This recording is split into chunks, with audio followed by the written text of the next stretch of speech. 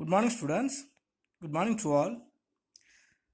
Our last day we have studied about the marginal curve approach and some of the market structures. So today also just we will study what we have studied on last day, and today also we will go to the new concepts. Last day we have studied about the types of markets on the basis of size, on the basis of area, on the basis of commodity, on the basis of competitions. We have classified the market as different types. So today we will go to the structure, market structures. So how many types of the markets are there? So commonly or broadly we can classify the market structure as a two types. First one is perfect competitions and the next one is imperfect competitions. So on the basis of the competitions, we can classify it as a two types. One is perfect competitions, next one is imperfect competitions. So even we can classify the perfect competitions as three types. First one is monopoly market and discriminating monopoly market and the bilateral monopoly market. In this imperfect market, we can classify the market as three types. First one is monopolistic competitionist, next one oligopoly, third one duopoly. So first we will study about the perfect competitions. So the perfect competitions, it is an ideal but imaginary market. So the competitions will be there. So on the basis of competitions, or if any of the competition is existing as very perfectly, so we can say it's the perfect competitions market. But this is also one of the market structures. So it is an ideal but imaginary market. So 100% of perfect completion cannot be seen. So even if there is more demand, and the supply is also going to increase as heavily, but we cannot see as a 100% completions. So perfect competitions market is that type of market in which the number of buyers and the sellers is very large, and all are engaged in buying and selling a homogeneous product at uniform price without any artificial restrictions and possessing perfect knowledge of the market at that time. So the best example for the perfect competition is the fish market or the flower market or the fruits and vegetables market. So normally in our area, so the perfect competitions will be going on. So on weekly or daily market will be happening. So if you are considering the fish market, so between the particular time only it will be going on. So in this fish market, all the sellers or the producers, or now we will take the sellers. Okay. So the sellers, all the sellers will be selling the fish only, and many or large number of the buyers also will going to purchasing that fish. The same time the seller also can easily increase on the basis of the demand. So normally if the availability of fish is more and the demand also is high in this market, suddenly the new seller will be appear and he will sell the fish. So is any of the market as more number of buyers and the sellers, and if they are selling the homogeneous product without any artificial demand and the same price, it is called perfect competitions. So according to John Robinson, the perfect competitions prevails when the demand for the output of each producer is perfectly elastic. If the supply of commodity is prevails as very large, so the producers also will be appear on the basis of the demand. So in this perfect competitions market, some of the features are there. So what are the features are there in this perfect competitions mean? First one is the large number of buyers and sellers.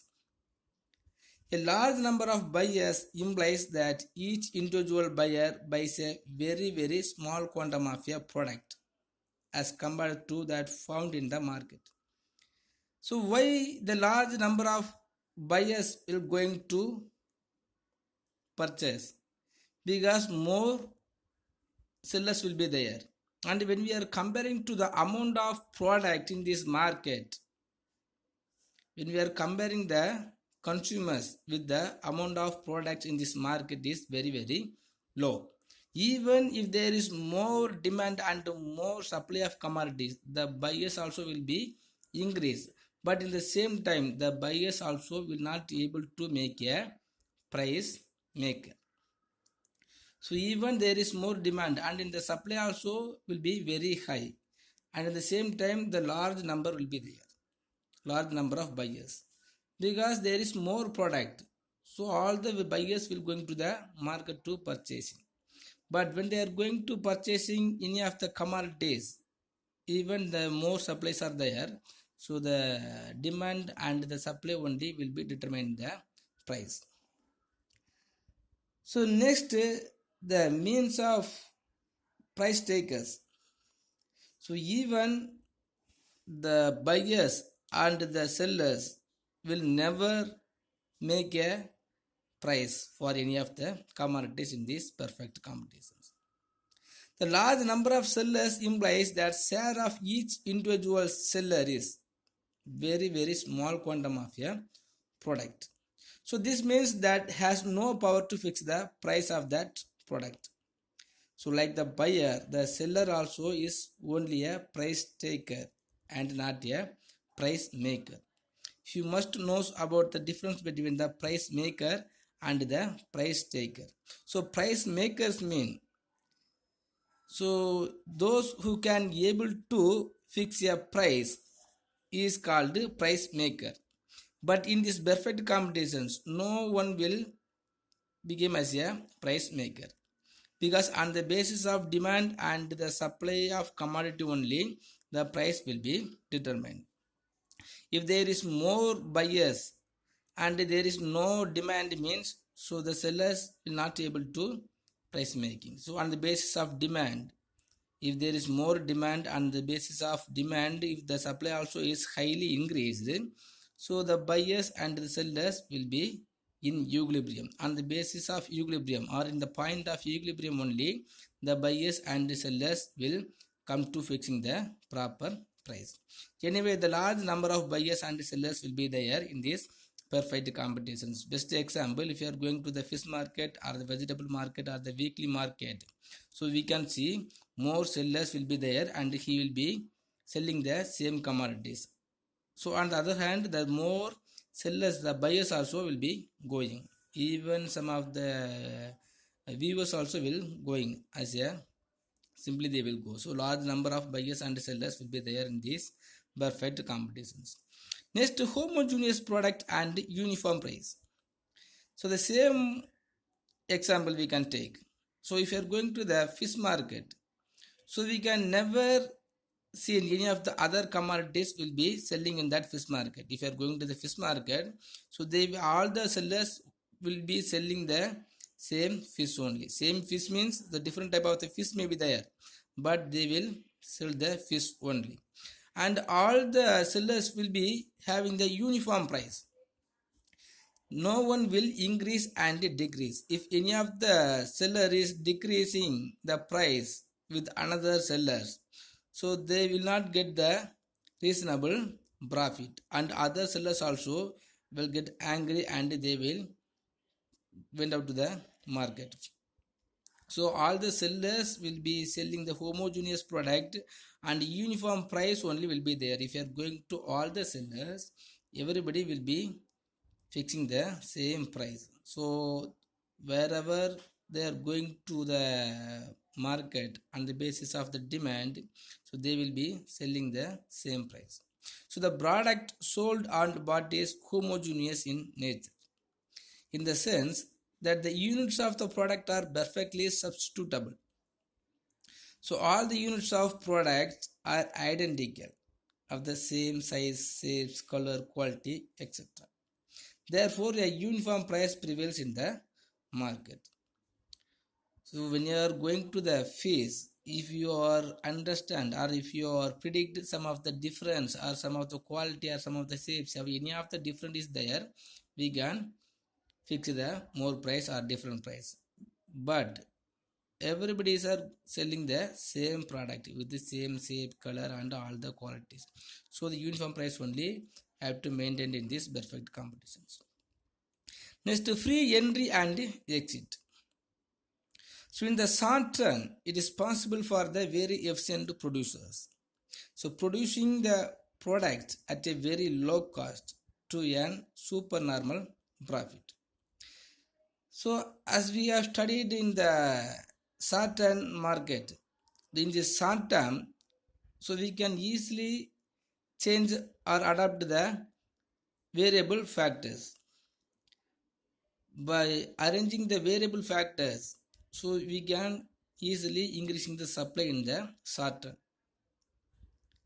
But in the long run, we can easily change all the factors, even the variable factors and the fixed beta. So when we are arranging the all the factors, so we can increasing the supply of commodities as heavily or abundantly. But here all the sellers and buyers can easily enter to the market, like that they can easily exit from the market. So in the short run, many producers or the many sellers will be appear and enter to the market due to the high profit, otherwise the supernormal profit. So normally within the short term period, the short term period, more demand is there in this market. All the producers want to earning the more profit, and by changing the variable factors, they will be increasing the supply of commodities. And when they are going to increasing the supply of commodities, more sellers can earning the supernormal profit. And if any of them predict, and if any of them feels there is no more profit and some of the loss is arised in this short term, so they will exit from the market. So anyway, all the sellers can easily enter to the market and they can establish the firm and they will sell IGA other homogeneous sellers. So like that the buyers also easily can enter in the market and they can exit from the market. So next, absence of transport cost. So the prevalence of the uniform price is also due to the absence of the transport cost. So if there is transport or if some of the availability of transport is there in this perfect competitions, the difference in the price will be there. But here there is no transport cost from one farm to another farm. If you are going to the market, we have no need to moving from one place to another one of the place. Within the single market itself, we can purchasing all type of the commodities or homogeneous type of the product. So we are going to the market and wherever we want to go, within the market itself, we have to go. And even if you are trying to getting more profit, it is not possible because all the sellers are going to selling the homogeneous product only, and we will get the same product from all the sellers. So there is no there is no need to transport cost. Next, perfect mobility of factor of productions. The prevalence of the uniform price is also due to the perfect mobility of the factors of productions. The factor of production easily can exchange from one producer to another of the producers and one farm to another one of the farms. So on the basis of demand, we have to increasing the supply of commodities. So the suppliers or the producers will be in need of more factor of productions, and the factor of productions also will have more required. So when they have more demand, so they can easily will exchange from or will be mobilizing from one place to another one of the place or one farm to another one of the farm. So because of that also we can say the perfect the uniform price will be available. So next, perfect knowledge of the market. In this perfect competitions market, so all the buyers and the sellers will be have the perfect knowledge of the market. So if you are taking the example as a fish market, so all the sellers also will have the uniform price and all the buyers also will have the knowledge about the price and what are the product is going to sell, the character, the features of the product is known by the both buyers and sellers. So all buyers and sellers have through the knowledge of the quality of the product, prevailing price, etc. So the availability place and what are the raw materials going to use and what are the indications are there, some of the awareness of the commodities usages and the price, everything also will be known by the both buyer and seller, because the only one product is going to sell in the market. So the all the sellers will be attract the consumers by exposing the features of the commodities. So by selling the any one of the commodities in the perfect competitions market, both buyers and sellers will have the perfect knowledge of the market and the product, and no government interventions. So in this perfect competitions market, no government regulations on supply of raw materials and in the determinations of the price, because on the basis of demand and supply only will be the price will be fixed.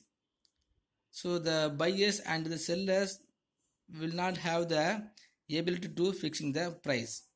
Okay, if any of the commodities has more demand within the particular period, the buyers will fixing the price.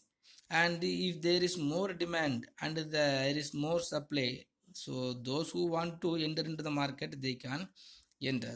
So there is no government interventions to establish the perfect competitions market, and there is no restriction to exit from that market. So on the basis of demand or on the basis of earning more profit, so more sellers will get into the markets.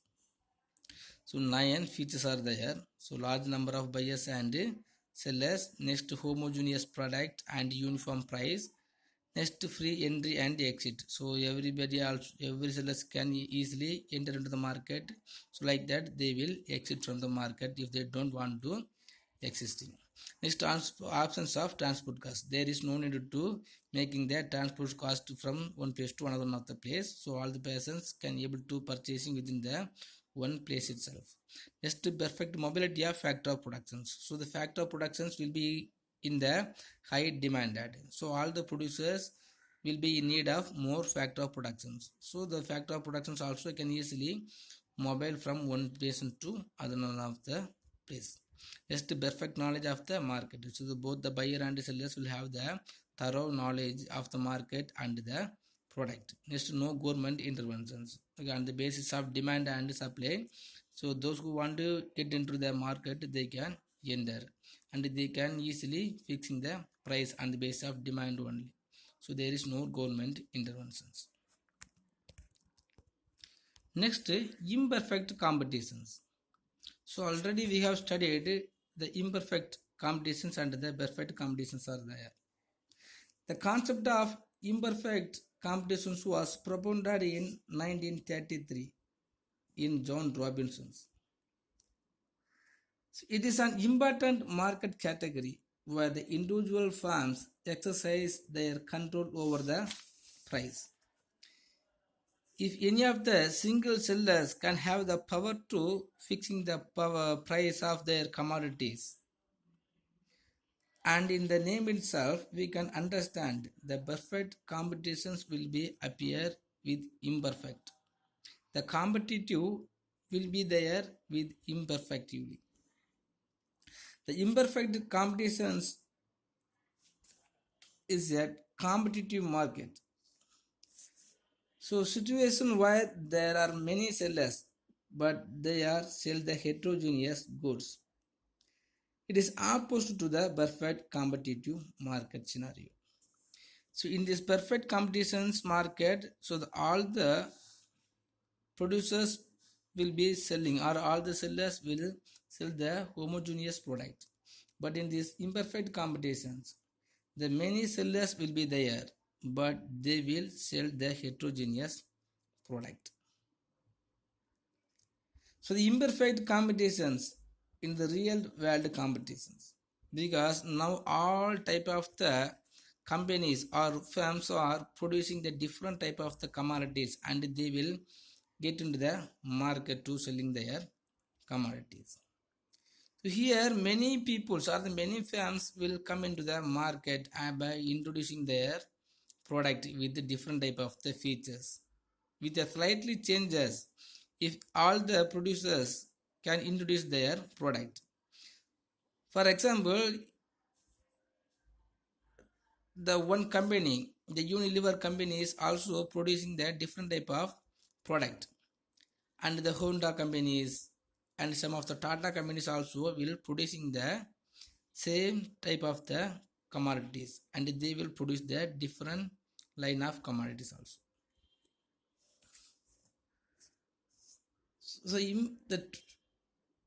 So in these imperfect competitions, so we can first study about the monopoly market.